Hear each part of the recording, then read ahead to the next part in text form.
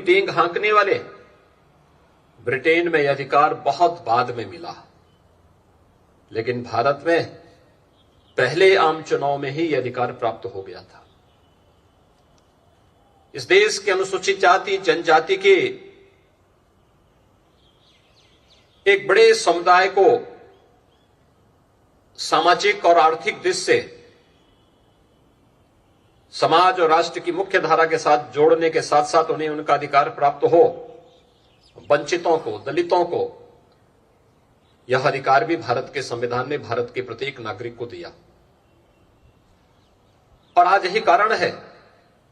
कि तमाम सम विषम परिस्थितियों के बावजूद भारत का संविधान भारत के प्रत्येक नागरिक को न केवल सम्मान के साथ आगे बढ़ने के लिए सदैव प्रेरित करता रहा है, बल्कि दुनिया का सबसे जीवंत लोकतंत्र के रूप में अपनी एक अनवरत यात्रा को आगे बढ़ा रहा है। हम सबको भारतीय होने का गौरव प्रदान करने वाला भारत का यह संविधान भारत की मूल भावनाओं का प्रतिनिधित्व भी करता है। आज जब यह देश अपना 73वां गणतंत्र दिवस मना रहा है, हम सबको भारत की उपलब्धि पर गौरव की अनुभूति करनी चाहिए। आज भारत दुनिया की एक उभरती हुई अर्थव्यवस्था के रूप में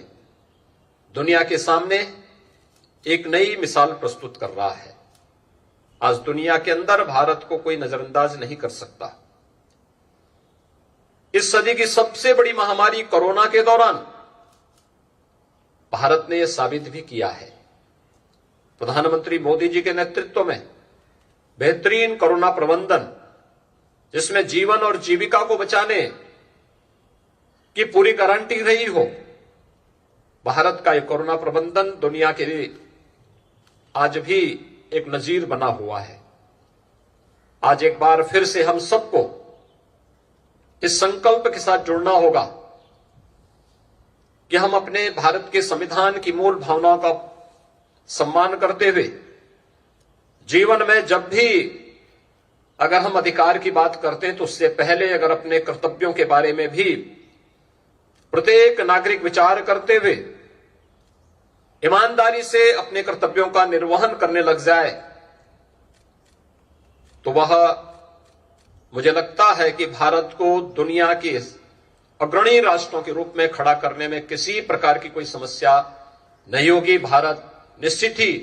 दुनिया की एक महाताकत बनकर के आगे बढ़ेगा। मैं आज के इस अवसर पर उत्तर प्रदेश, देश की आबादी के सबसे बड़े राज्य,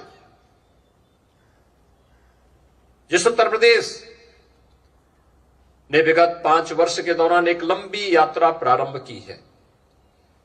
विकास की, समृद्धि की, सुशासन की और जीवन के प्रत्येक क्षेत्र में आगे बढ़ने के लिए देश के अंदर एक नई नजीर प्रस्तुत कर रहा है।